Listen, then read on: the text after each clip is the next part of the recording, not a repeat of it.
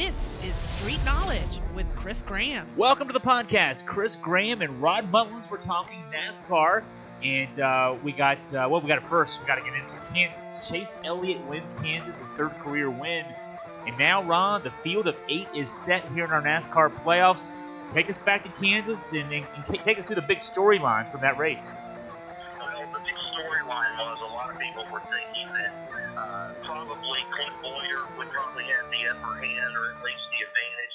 If not Clint Boyer, then Martin Truex Jr., because he had been successful in Kansas before. They thought that those two drivers would probably have the big edge going into this race. But it turned out that, Chase Elliott kind of surprised some people. And I don't think there were a lot of people expecting Chase Elliott to maybe win this race. But it came out that, he picked up his third career win, as you mentioned, his second so far in the playoffs as they have come down. But it's one of those things where Chase Elliott made the comment yesterday following the race. He said, look, we're in a situation here. We're winning races. We're doing what we're supposed to be doing. But there's just one thing about it.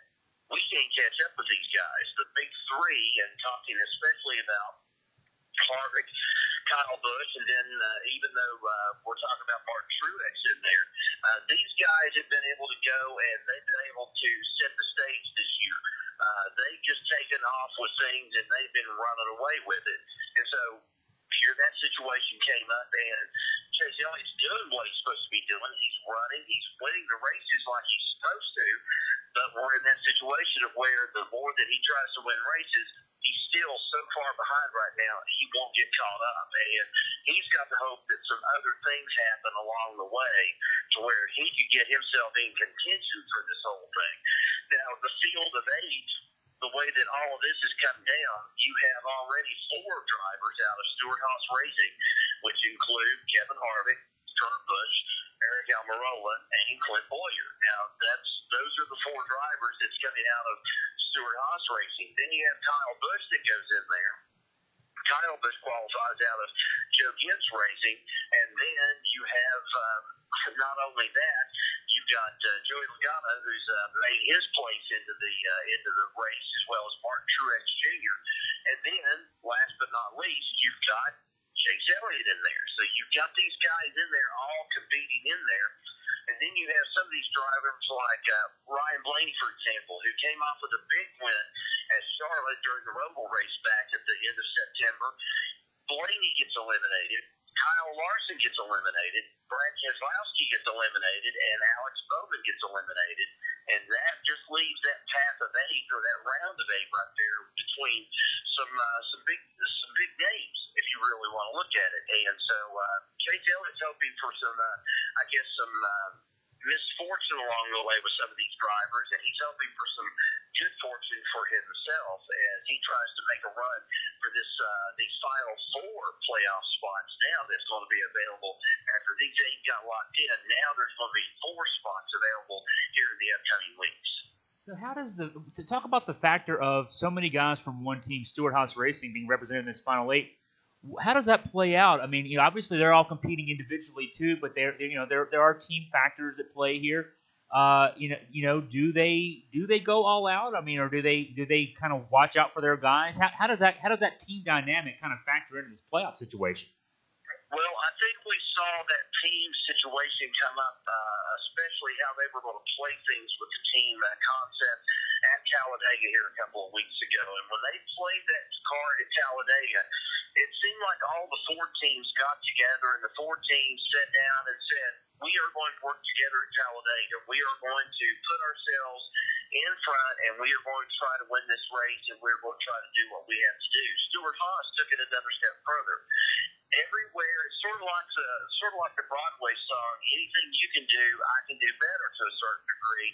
That's what they intended to try to do. So anything Ford was going to try to do, Stewart Haas was going to take it another step and do it a little bit better. And each and every time that you had Eric Almirola, you had Kurt Busch, or you had Kevin Harvick, or you had, Clint Boyer, someone in that pack right there that was running up front, they tried to stay up front as close as they could, all of the other 3 cars, including all 4, I should say, and they They all drafted together. They all ran together. When one would make a move, they all made a move together.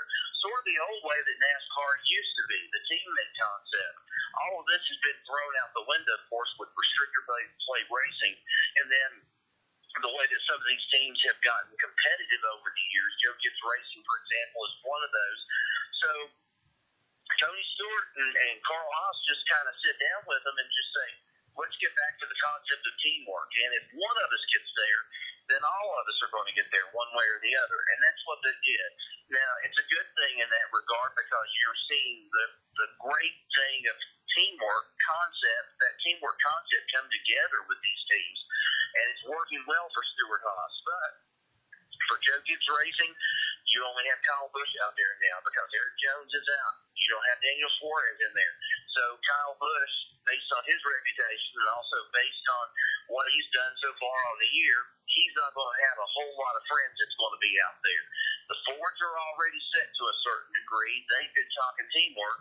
And then look who's the other person that's knocked out of the whole concept, and that's Chase Elliott. Chase Elliott's going to be the only Chevrolet driver out of that. Alex Bowman's been tossed.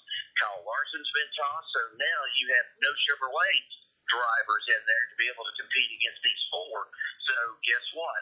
It's all coming down to the line that either Stewart Haas could come away with this championship this year. One of those four drivers, and probably more than anybody else, Harvick could come away with it.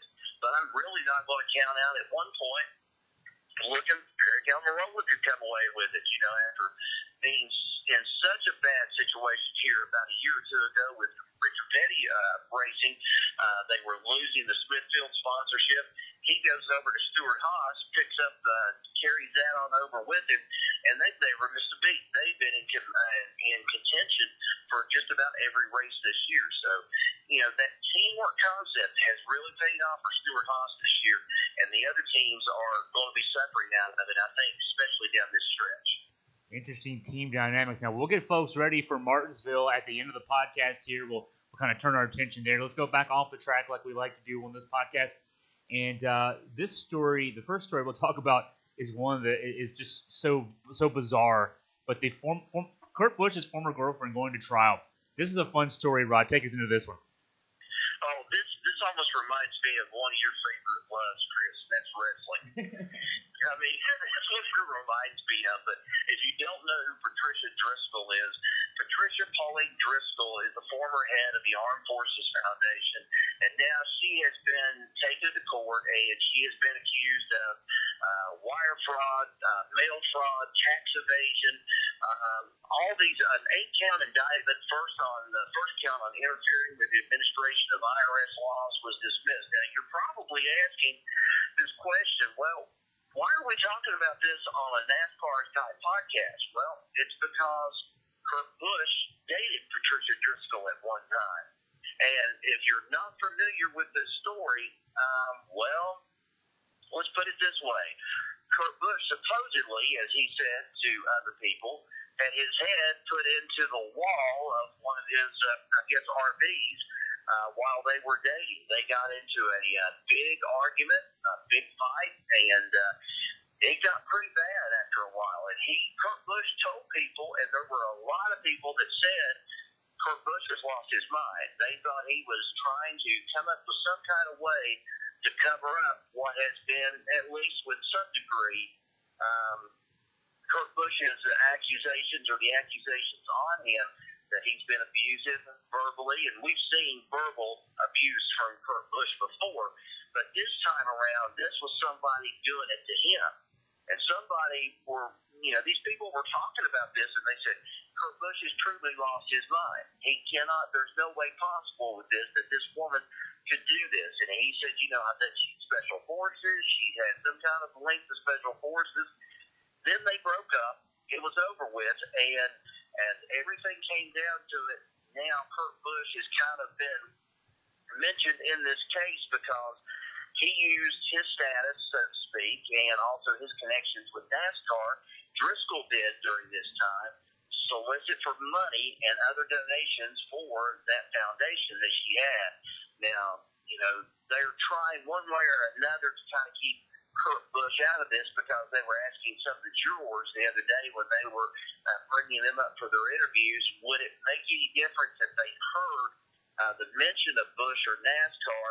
And Kurt Busch is kind of like saying he's not expected to be called in as a witness for this or for either side in this case. Nobody raised their hand to indicate that they were going to be influenced by any of the references. But I'm telling you, this is one of those that, I don't know, it's almost like a cheap novel you might pick up at a bookstore or something. You've got this woman who has supposedly dated Kurt Busch. She pile drives his head into the wall of that RV, and then she's taken to court over supposedly tax evasion, wire fraud, and everything else. So it's kind of interesting. NASCAR still kind of has a connection to this whole thing with Patricia Driscoll, and everybody's still talking about this thing with Kurt Busch and his connection with her at one time. And by the way, Kurt Busch, I think, now is happily married, so he didn't meet somebody after Patricia Driscoll, and Lord knows if he's had to have any kind of therapy out of it, but still, it's been an interesting story. Yeah, I think Netflix needs to just write all this stuff down. It would make an excellent series, it sounds like to me. All the twists and turns and angles, and we have a lot to go as the trial plays out. We'll see how that goes. And so now let's get you to Martinsville. So we had some fun off the track there with that interesting story. Martinsville. So we've got the field of 8 set. The NASCAR comes back to Virginia, which for those we're based in Virginia, so it's fun to have NASCAR back in Virginia as we're getting deeper in the playoffs. Who has the advantage among that field of 8, Rod, in terms of the track at Martinsville, and who runs there the best, and who do you think might be able to take advantage of this? Well, Chase Elliott runs well at that track. I'm going to say that right up front. It's a Hendrick favorite track because Hendrick has won a lot of races there at Martinsville in the past. Of course, they have a lot of other, how can I say this, sort of a thing of their heart tugs at Martinsville because, they lost a crew.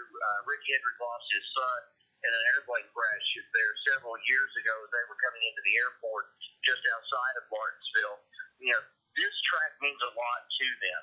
And for Chase Elliott, last year, he was well on his way to picking up his first career win when Denny Hamlin, a Virginian who's from out of Chesterfield, wrecks him and immediately draws the ire of all the fans that's out there. The boos were so loud, it was just unbelievable. And Chase Elliott, for the first time, we saw Chase Elliott, for a lot of us, we saw him with a backbone. He was quiet. He had not said anything. He was minding his P's and Q's as the season went on. But when he got wrecked at Martinsville, we saw an entirely different, Chase Elliott come about with this. And that's what ended up happening.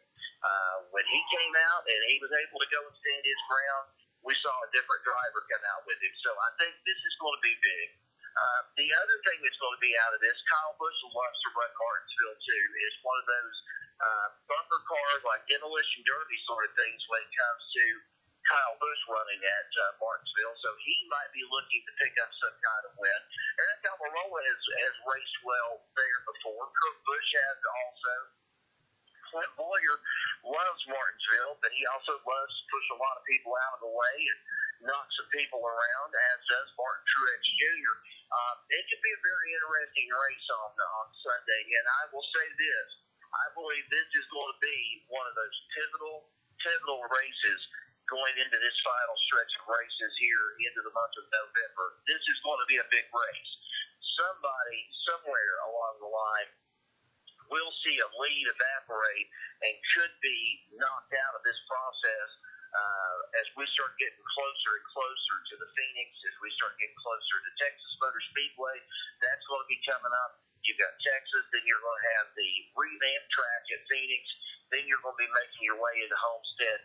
Somebody's going to lose some ground, and it could be a big-time loss this coming weekend, and especially at one of the most pivotal tracks on the circuit, and one that's history precedes itself, and also it makes or breaks some people, and that's Martinsville. Yeah, Martinsville, always tight racing there, and that in a playoff scenario, that's going to be fun for NASCAR fans this weekend. Well, Rod, thank you for your time. As always, we look forward to breaking down Martinsville next week with you here on the podcast. I appreciate it, Chris. A little bit of an abbreviated show this week, but I'm sure we'll have a lot of stuff to talk about next week after this Martinsville race.